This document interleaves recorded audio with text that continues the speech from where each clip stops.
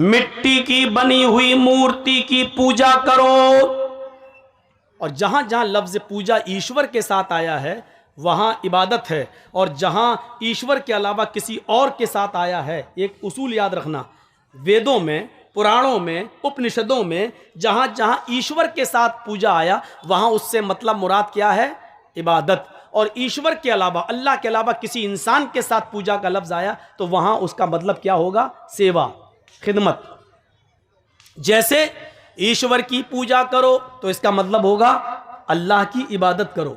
और फिर उसी वेद में आया है अपने बाप की, मात्र पिता की पूजा करो, अपने माँ बाप की पूजा करो, तो इसका मतलब क्या होगा? अपने माँ बाप की खिदमत करो, सेवा करो। यहां पूजा का मतलब इबादत नहीं होगा, क्योंकि हिंदू धर्म भी इबादत डबल डबल नहीं मानता, एक ही की इबादत मानता है। तो ईश्वर के साथ जब पूजा का लफ्ज बोला जाएगा तो इबादत, और ईश्वर के अलावा किसी और के साथ बोला जाएगा तो उसका मतलब क्या होगा? सेवा, खिदमत। इस चीज को, इस उसूल को आप याद रखिएगा। अब चलिए और देखिए क्या लिखा है, मिट्टी की बनी हुई मूर्ति की पूजा करो। इसका मतलब क्या हुआ? अब मिट्टी की बनी हुई मूर्ति से मुराद हमारे हिंदू भाइयों ने क्या समझा? जो हम लोग बनाते हैं वो मूर्ति है। नहीं, मिट्टी की बनी हुई मूर्ति जिसको हमने बनाया, हाय हाय हाय, ये भी वेद में लिखा है, मिट्टी की उस मूर्ति की पूजा करो जिसको हमने बनाया। ईश्वर कह रहा है, अल्लाह कह रहा है ऋग्वेद में, हिंदू के धर्म के मुताबिक क्या कह रहा है? उस मिट्टी की मूर्ति की पूजा करो जिसको हमने बनाया है। तो ईश्वर ने मिट्टी की कौन सी मूर्ति बनाई है?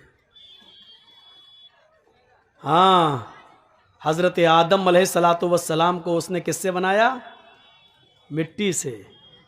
और फिर उसके अंदर क्या डाली? रूह डाली। हम और आप किससे बने हैं? मिट्टी से। ईश्वर ने, अल्लाह ने मुख्तलिफ जगहों की मिट्टी लेकर उससे आदम अलैहिस्सलातु वस्सलाम का पुतला बनाया, फिर उनके अंदर रूह डाली, फिर उनको जन्नत के अंदर भेज दिया। तकलीफ हुई, अकेले नहीं रह पाए तो उनकी बाएं पिछली से हव्वा को पैदा किया। तो अल्लाह ने भी एक मूर्ति बनाई है मिट्टी की। वो कौन सी है? आदम। और आदम से कौन बना है? आदमी, इंसान। तो अब इस मंत्र का तर्जुमा क्या होगा? उस मिट्टी की मूर्ति की पूजा करो जिसको हमने बनाया है, यानी हमने आदम से आदमियत को, नस्ल इंसानियत को निकाला है, लिहाजा तुम इंसानियत की पूजा करो, यानी इंसानियत की खिदमत करो, उसकी सेवा करो। मतलब यह हुआ कि खिदमत खल्क। कोई बीमार है उसको हॉस्पिटल तक ले जाओ, कोई गरीब है उसके इलाज के लिए पैसा नहीं है तो तुम उसकी मदद करो, कोई बेचारा जान जा रही है, मरा जा रहा है, उसके मायार के मुताबिक उसको ब्लड नहीं मिल पा रहा है, उसका ब्लड ग्रुप तुम्हारे ब्लड ग्रुप से मिलता है, तो ये मत देखो कि मरने वाला या जिसको जरूरत है वो हिंदू है या मुसलमान है या ईसाई है या सिख है, तो ऐसी परिस्थिति में तुम उसकी जान बचाने के लिए अपना ब्लड दे दो। अगर उसका ग्रुप और आपका ब्लड ग्रुप एक है तो अपना ब्लड निकलवा कर उसको देकर उसकी जान बचाओ। ये है इंसानियत की सेवा, ये है अल्लाह की बनाई हुई मूर्ति की पूजा, ये है खिदमत खल्क। उसकी पूजा इबादत नहीं है, ये पूजा है। पूजा फरमाया अल्लाह रब्बुल आलमीन ने, हदीस कुदसी है, अल्लाह के नबी फरमाते हैं कि अल्लाह ने फरमाया। जिस हदीस में अल्लाह के नबी ये कहें कि अल्लाह ने फरमाया तो वो हदीस कुदसी कहलाती है। अल्लाह के नबी फरमाते हैं कि कयामत के दिन अल्लाह कहेगा, आए मेरे बंदे, मैं दुनिया में भूखा था, तूने मुझे खाना क्यों नहीं खिलाया? आए मेरे बंदे, दुनिया में मैं भूखा था, तूने मुझे खाना क्यों नहीं खिलाया? बंदा कहेगा, आए अल्लाह तू कैसे भूखा रह सकता है? आए अल्लाह तू तो खाता ही नहीं है, फिर तुझे कौन खिलाए? तू तो खाता नहीं है। तो अल्लाह कहेगा, मेरे बंदे, दुनिया में मेरा फला बंदा भूखा था, अगर तूने उसको खिलाया होता तो तू मुझे उसके पास पाता, यानी मैं तेरी मदद करता। अगर तूने किसी भूखे को खिलाया होता तो मैं भी तेरी मदद करता। हाय मेरे बंदे, दुनिया में मैं नंगा था, तूने मुझे कपड़ा क्यों नहीं पहनाया? बंदा कहेगा अल्लाह तू तो सबको कपड़े पहनाता है, तू कैसे नंगा हो सकता है? अल्लाह तुझे कौन कपड़ा पहना सकता है? तो अल्लाह कहेगा दुनिया में मेरा फला बंदा नंगा था, उसके पास पहनने को कपड़े नहीं थे, अगर तूने उसकी मदद की होती, उसको कपड़ा पहनाया होता तो तू मुझे उसके पास पाता, यानी मैं तेरी मदद करता। तूने दुनिया में उसकी मदद नहीं की, इसलिए हमने भी तेरी मदद नहीं की। आए मेरे बंदे, दुनिया में मेरा फला बंदा परेशान हाल था। अल्लाह कहेगा मैं दुनिया में परेशान था, गुमराही के रास्ते पे चल रहा था, मैं भटक रहा था, मैं गुमराह था, तूने मुझे रास्ता क्यों नहीं दिखाया? बंदा कहेगा अल्लाह तू तो सबको हिदायत देता है, फिर तू गुमराह कैसे हो सकता है? अल्लाह कहेगा दुनिया में मेरा फला बंदा गलत रास्ते पे चल रहा था, अगर तूने उसको सही रास्ता बताया होता, कुरान और हदीस का रास्ता, नबी का रास्ता, रसूल का रास्ता बताया होता तो तू मुझे उसके पास पाता, नहीं मैं तेरी मदद करता। इस हदीस से पता चलता है कि खिदमत खल्क कितनी ज़रूरी है, लोगों की सेवा, लोगों की खिदमत इस्लाम का एक ज़बरदस्त रुकन है, इस्लाम का एक हिस्सा है। खिदमत खल्क किए बिना, लोगों की सेवा किए बिना हम पक्के सच्चे मुसलमान नहीं हो सकते। तो मिट्टी की बनाई हुई मूर्ति की पूजा का मतलब ये था, लेकिन हमारे हिंदू भाई उसको कहाँ ले गए, किस तरफ ले गए? हमें और आपको ही सोचना चाहिए। तो इस मंत्र को याद रखिए, एक ही मंत्र है सबका, एक ही दीन है सबका, और उसकी जीती जागती मिसालें अब मैं आपको दे रहा हूं। आइए कुरान खोलिए, सबसे पहले आपको कुरान खोलने के बाद जो सबसे पहले आयत मिलेगी वो आयत क्या होगी? बिस्मिल्लाहिर्रहमानिर्रहीम। आप ऋग्वेद खोलिए। जब आप वेद खोलेंगे तो आपको सबसे पहला मंत्र वेद में क्या मिलेगा? अग्निमीले।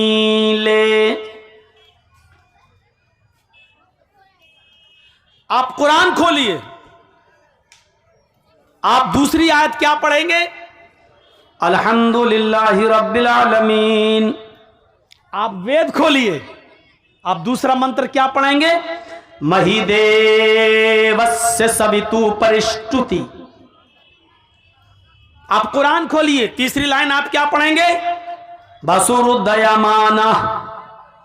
आप वेद खोलिए, तीसरी लाइन क्या पढ़ेंगे? वसुरुदयमाना।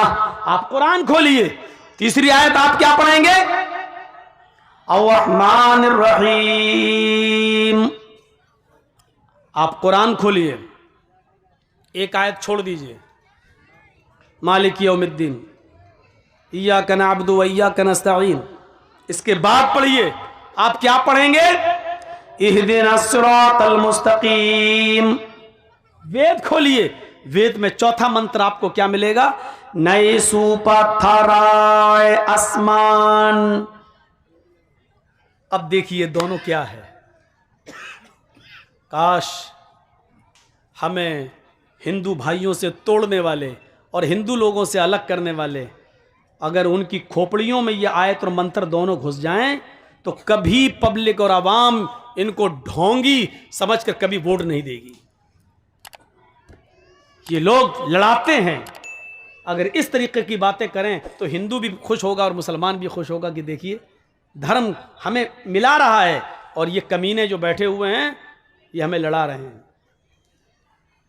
एक एक नेता की कुर्सी के नीचे अगर जमीन खोदो तो कितने कितने लोगों के खून के कुएं हैं, कितनी लाशें उस कुर्सी के नीचे दफन हैं जिस पर वो हुकूमत कर रहा है, कितने लोगों का मर्डर है।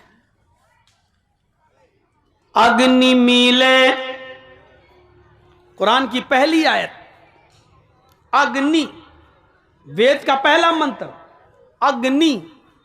अग्नि का मतलब सबसे आगे, सबसे पहले। अग्नि असल में क्या था? अग्रणी। अग्नि को मुख्तलिफ मराहिल से गुजार कर अग्रणी को अग्नि बनाया गया। अग्नि कहीं वेदों में अल्लाह को कहा गया, अग्नि कहीं वेदों में मोहम्मदुर रसूलुल्लाह को कहा गया, अग्नि कहीं वेदों में सूरज को कहा गया, अग्नि कहीं वेदों में चंद्र को भी कहा गया, चांद को भी कहा गया, अग्नि वेदों में किसी महान पुरुष को भी कहा गया, अग्नि वेदों में उस आग को भी कहा गया जिसमें चिता जलती है, जिसमें चिताएं जलती हैं, जिसमें चिताएं यानी लाशें जलाई जाती हैं, उसको भी अग्नि कहा गया है। अब जितना भी आदमी आगे से उठे उसको जबरदस्ती बिठा दो यहीं पर, किसी को आगे से निकलने मत देना। हम भूल जाते हैं, हमें डिस्टर्ब हो जाता है। अब देखो वो घुस रहा आगे बैठने के लिए, बहुत हंस रहे हैं, बन गए राजीव गांधी, दांत फाड़ दिए ही करके। अग्नि की असल है अग्रणी, और अग्रणी के मतलब सबसे आगे, सबसे अव्वल। मीले प्रारंभ करता हूं, शुरू करता हूं। अब तर्जमा देखिए, अग्नि मीले प्रारंभ करता हूं, शुरू करता हूं उसके नाम से जो सबसे पहले है, सबसे आगे है। ये वेद का पहला मंत्र है। और कुरान की पहली आयत क्या है? बिस्मिल्लाहिर्रहमानिर्रहीम, शुरू करता हूं अल्लाह के नाम से। बिस्मिल्लाह, शुरू करता हूं अल्लाह के नाम से। अब आप देख लीजिए कितनी तालमेल, देखिए कितना है, टेली करिए आप। दूसरा मंत्र देखिए क्या है वेद में? महिदेवस्य सवितु परिष्टुति, महान है हमारा वो देवता, महान है हमारा वो देवता। मही देवस्य, मही महान है, देवस्य हमारा वो देवता, सवितु जिसके लिए सारी की सारी परिष्टुति तारीफें हैं, प्रशंसाएं। महान है हमारा वो देवता जिसके लिए सारी की सारी प्रशंसा, सारी की सारी तारीफ है, वो हमारा देवता महान है। हमारे यहाँ क्या कहा गया? अल्हम्दुलिल्लाहि रब्बिल आलमीन, तमाम तारीफें उस अल्लाह के लिए, सारी तारीफें उस अल्लाह के लिए जो दोनों जहान का रब है, जो दोनों जहान का पालने वाला है।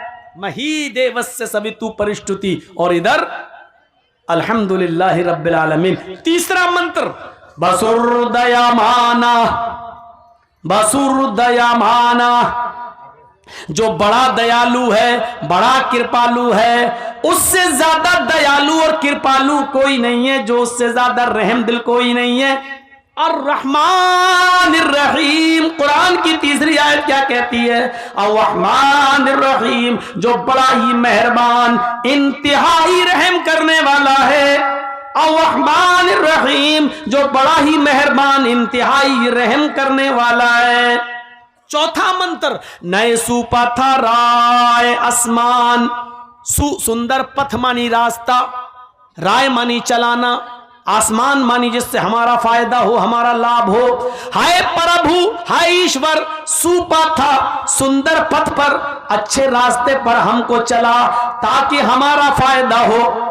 नए सुपथराय आसमान, हाय प्रभु, हाय ईश्वर, हमको सत्य मार्ग पे, हमको सुंदर रास्ते पे चला जिससे हमारा फायदा हो। इहदीना सिरातल मुस्तकीम, हाय अल्लाह हमको सीधे रास्ते पे चला, हाय अल्लाह हमको सिराते मुस्तकीम पे चला, हमको सीधे रास्ते पे चलने की हिदायत दे। हाय अल्लाह हमारी रहनुमाई फरमा और हमको सत्य मार्ग पर सीधे रास्ते पे चलने की तौफीक दे। मेरे भाइयों गौर करो, इन मंत्रों को देखो और कुरान की आयतों को देखो, कहां से आपको ऐसा लग रहा है कि इसीलिए मैंने कहा सबका धर्म एक था। जब तब्दीली आई, चेंजिंग हुई, गड़बड़ियां पैदा हुई, तो अल्लाह ताला ने मोहम्मद रसूलुल्लाह को नया दीन देकर नहीं भेजा, उन गड़बड़ियों को दूर करने के लिए और उन खुराफातों को जो किताबों में आ गई थी और जो समाज में पनप गई थी, उन खुराफातों को हटाने के लिए भेजा था। दीन तो सबका एक था। हजरत मूसा भी नमाज पढ़ा करते थे, कहा करते थे औसानी बिस्सलाह, मुझे नमाज का हुक्म दिया गया है।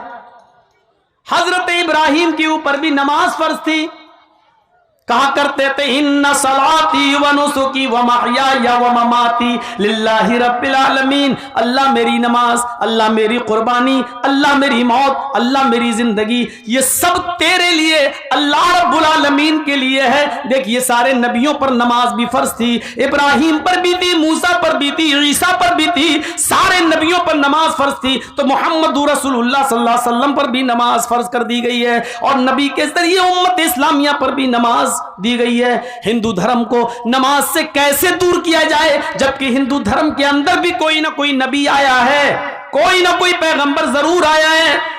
अल्लाह कहता हमने हर कौम के अंदर एक नबी भेजा है, वलिकुल्ल कौमिन हाद, हमने हर कौम के अंदर एक डराने वाला भेजा है। हर कौम में एक नबी है, एक रसूल आया है। जाहिर है हिंदू भाइयों में भी कोई नबी जरूर आया और जब आया है तो उस नबी पर भी नमाज फर्ज थी और उसने हिंदू भाइयों को भी नमाज की निमंत्रण दावत जरूर दिया। इसीलिए हिंदू धर्म के अंदर भी नमाज का सबूत मिलता है। श्रीमद् भागवत गीता का अध्याय 6 और मंत्र नंबर 10 पूरा का पूरा नमाज से भरा हुआ है। योगी युज्जीत सततमात्मानं रासिस्थिता एकाकी अच्युतात्मा निराशीर परिग्रह। जब ईश्वर की पूजा करो तो पूरे शरीर का योग कर लो, पूरे शरीर की एक्सरसाइज कर लो, उठो भी बैठो भी, साष्टांग भी करो यानी सजदा भी करो, 8 अंगों को धरती पर भी रखो और ईश्वर को प्रसन्न करो। पंचम समया कर्तव्य, और ये पूजा 5 वक्त 5 टाइम की जाएगी। मृगचरम, और ये पूजा पाक जमीन पर पवित्र धरती पर करो और अगर पाक जमीन ना मिले यानी जमीन नापाक हो या जमीन पाक ना हो तो मृगचरम, मृग मानी हिरन और चरम मानी चमड़ा, हिरन का चमड़ा यानी हिरन की खाल को जाए नमाज बनाकर जमीन पर बिछा लो और उसके ऊपर तुम ईश्वर की पूजा करो, उस पर इबादत करो और इबादत भी पूरे शरीर की करो। देखिए अल्लाह, ये पूरे शरीर, हाथ की इबादत, हाथ की एक्सरसाइज, अल्लाह अकबर, रुकू कर रहे हैं आप, ये कमर की एक्सरसाइज, रीढ़ की हड्डी बिल्कुल सीधी होनी चाहिए, कमर ऐसी होनी चाहिए रुकू में। कौवे की चोंचे मत मारो नमाज पढ़ते वक्त। बहुत से लोगों को आपने देखा होगा अल्लाह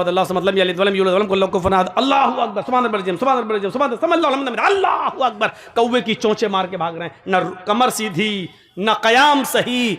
तो आप पहले रुकू में जाएं और ये उंगलियां खुली रहें, ये रुकू सीखो। नमाजें तो बहुत पड़ी होंगी, सीखो ये उंगलियां खुली हों, मजबूत तरीके से घुटना पकड़ो, हाथ टाइट करो सीधे और कमर बिल्कुल सीधी। उसके बाद पढ़ो सुभान रब्बिल अज़ीम, सुभान रब्बिल अज़ीम, ऐसे नहीं, सुभान रब्बियल अज़ीम, सुभान रब्बिल अज़ीम ऐसे नहीं, एक एक जुमला साफ, एक एक लफ्ज साफ। सुभान रब्बियल अज़ीम, रब्बियल अज़ीम, सुभान रब्बियल अज़ीम, सुभान रब्बियल अज़ीम, 3 बार, 5 बार, 7 बार, कम से कम 3 बार इसको पढ़िए। लेकिन कब? अल्लाहु अकबर, तब तक कमर सीधी, पहले पकड़ो घुटना, कमर सीधी। जब आप पूरी तरीके से जब रुकू में चले जाएं और आपकी कमर जब बिल्कुल सीधी हो जाए उसके बाद पढ़ो सुभान रब्बियल अज़ीम। कमर सीधी करने में भी थोड़ा सा वक्त लगेगा, या तो गए और जाने से पहले ही शुरू हो जाती सुभान रब्बियल अज़ीम, अभी सुभान रब्बियल अज़ीम, अभी पकड़ा नहीं पूरी तरीके से सुभान रब्बियल अज़ीम, जब तक पकड़ा तब तक 3 पूरे हो गए, सब अल्लाहु लिमन हमिदा, अल्लाहु अकबर, मारी कौवे की चोंच, हो गई 4 मिनट में 4 रकात पढ़ के निकल गए। चलो ये नमाज पढ़ रहा था कि चूचू का मुरब्बा था, ये क्या था? और फिर कहता कि अल्लाह मेरी सुनता नहीं है, इतनी नमाज भी पढ़ रहा हूँ। अरे ऐसी नमाज, शायद ऐसी नमाजों के बारे में इकबाल ने कहा था, वो एक सजदा रूह ज़मीं जिससे कांप जाती थी, वो एक सजदा रूह ज़मीं जिससे कांप जाती थी, उसी को तरसते हैं आज मिंबर व मेहराब। आज उस सजदे की जरूरत है। आदमी दोनों हाथ जमीन पर रखे, नाक अपनी जमीन पर रगड़े, माथा उसका जमीन पर हो। मौलाना अबुल कलाम आजाद ने कहा था, कहां चली गई तुम्हारी वो नमाजें, तुम्हारे वो सजदे कि जब तुम सजदे में अपना सर रखते थे और बारिशें न हुआ करती थी, कहत पड़ा होता था, तुम मस्जिदों में नमाज के लिए जाते थे अल्लाह से दुआ मांगने के लिए कि अल्लाह बारिश नहीं हो रही है, लोग भूखे मर रहे हैं, फसलें तबाह हो जाएंगी। एक सजदा करते थे और उस सजदे में जब रब को पुकारते थे तो अभी सजदे से सर नहीं उठता था कि चारों तरफ से बादल छा जाता था। और जब तक तुम नमाज पढ़ के सलाम फेरते थे आसमान से मूसलाधार बारिश होने लगती थी। कहां चली गई वो तुम्हारी नमाजें, कहां चली गई तुम्हारी वो इबादतें? आज तुम सजदे में जाते हो, कहते हो अल्लाह मेरा हाल देख, ऊपर से आवाज आती है बंदे अपना नामे अमाल देख। एक हमारी भी नमाजें हैं, इधर भी सजदा, अल्लाह से भी मदद, गैरों के सामने भी दामन फैले हुए। कहां से सदा सुने? जो मैं सर बसजदा हुआ जमीन पर तो आसमां से आने लगी ये निदा। जो मैं सर बसजदा हुआ जमीन पर तो आसमां से आने लगी ये निदा। तेरा दिल तो है सनमाशना, तुझे क्या मिलेगा नमाज में? और मेरे बंदे तुझे नमाज में क्या मिलेगा? तेरा दिल लगा ही नहीं है, तूने रब को माबूद समझा ही नहीं है, तूने अल्लाह को मुश्किल कुशा जाना ही नहीं है, तूने रब को हाजत रवा माना ही नहीं है। नमाज इसलिए पढ़ रहा है कि तेरे बाप दादा पढ़ते आए हैं। अरे नमाज तो सारी मुश्किलों का हल था। नमाज के लिए तो हुक्म है, नमाज के लिए तो ये हुक्म है कि आए मेरे बंदो सब्र में, सब्र और नमाज के जरिए तुम अल्लाह से मदद मांगो। या अय्युहल्लज़ीना आमनुस्तईनु बिस्सब्री वस्सलाह, सब्र और नमाज के जरिए तुम अल्लाह की मदद हासिल करो, अल्लाह से मदद तलब करो। इन्नल्लाह मअस्साबिरीन, अल्लाह सब्र करने वालों के साथ है। चलिए आज तुमसे एक सवाल करता हूं और देखता हूं कि कितने लोग गौर से सुन रहे हैं मेरी बात। अल्लाह ताला ने यहां दो चीजें पेश की हैं, या अय्युहल्लज़ीना आमनुस्तईनु बिस्सब्री वस्सलाह। क्या कहा? सब्र के जरिए और नमाज के जरिए अल्लाह से मदद मांगो। कितनी चीजें बताई? दो। तो कहना क्या चाहिए था? अल्लाह ताला इन्नल्लाह मअस्साबिरीन वल मुसल्लीन, अल्लाह ताला सब्र करने वालों के साथ और नमाज पढ़ने वालों के साथ है। दोनों बातें जब कहीं तो दोनों के साथ होना चाहिए ना। लेकिन अल्लाह ने क्या कहा? इन्नल्लाह मअस्साबिरीन। मदद कह रहा अल्लाह सब्र और नमाज के जरिए मांगो, लेकिन आगे कह क्या रहा है? अल्लाह सब्र करने वालों के साथ है। ये नहीं कहा उसने कि नमाज पढ़ने वालों के साथ है। कभी सोचा क्यों? और कभी आपने मौलाना लोगों से सवाल किया कि यहां दो चीजें बताई अल्लाह ने कि सब्र और नमाज के जरिए मदद मांगो, तो आगे ये क्यों कहा कि सब्र करने वालों के साथ अल्लाह है? ये क्यों नहीं कहा कि सब्र करने वाले और नमाज पढ़ने वालों के साथ अल्लाह है? अच्छा एक बात बताइए, नमाज सबसे बड़ी इबादत है इबादतों में। तौहीद के बाद, कलमे के इकरार के बाद सबसे बड़ी इबादत क्या है? नमाज। तो नमाज का लफ्ज पहले आना चाहिए, नमाज का लफ्ज पहले आना चाहिए, लेकिन आ क्या रहा पहले? या अय्युहल्लज़ीना आमनुस्तईनु बिस्सब्री वस्सलाह। पहले सब्र आ रहा है, बाद में सलात आ रहा है। यानी पहले सब्र और बाद में नमाज, इन दोनों के जरिए अल्लाह से मदद मांगो। पहले नमाज आना चाहिए, लेकिन पहले सब्र आ रहा है। क्यों? मैं समझता हूं कि शायद ये तकरीर मैंने कहीं ना की हो, ये जुमले मैंने अभी तक कहीं नहीं बोले हूं। तो सुनो, नमाज पढ़ना बहुत आसान है, सब्र करना आसान नहीं है। यहां मुश्किल चीज को अल्लाह ने पहले पेश किया है। अजान की आवाज आ रही है, अल्लाहु अकबर अल्लाहु अकबर। इमाम पहुंच गया, मुअज्जिन हय्या अलस्सला, आओ नमाज की तरफ।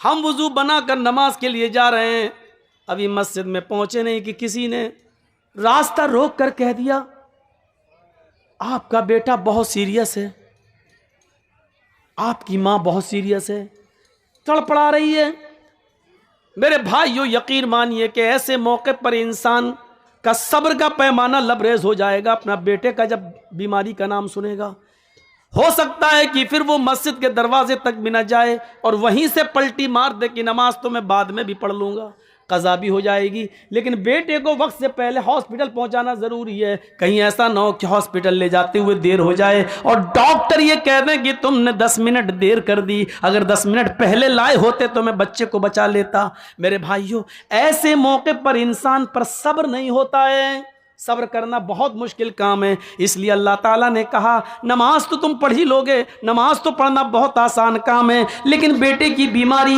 माँ की और बाप की बीमारी सोच सुनकर तुम पे सब्र नहीं हो सकता है। इसलिए ऐसे मौके पर सब्र का दामन तुम्हें नहीं छोड़ना है। इस मौके पर सब्र के जरिए अल्लाह से मदद मांगो। सब्र, आपको मालूम है अल्लाह के रसूल एक कब्र के पास से गुजर रहे थे, वहाँ एक औरत बैठी हुई थी जिसका बच्चा इंतकाल कर गया था और वो अपने बच्चे की कब्र पर बैठ कर रो रही थी। अल्लाह के नबी ने उससे कहा अल्लाह की अमानत है, ले लिया, चलो तुम सब्र करो। वो पहचान नहीं सकी कि ये अल्लाह के रसूल हैं। उसने क्या कहा, अरे चल जा यहाँ से।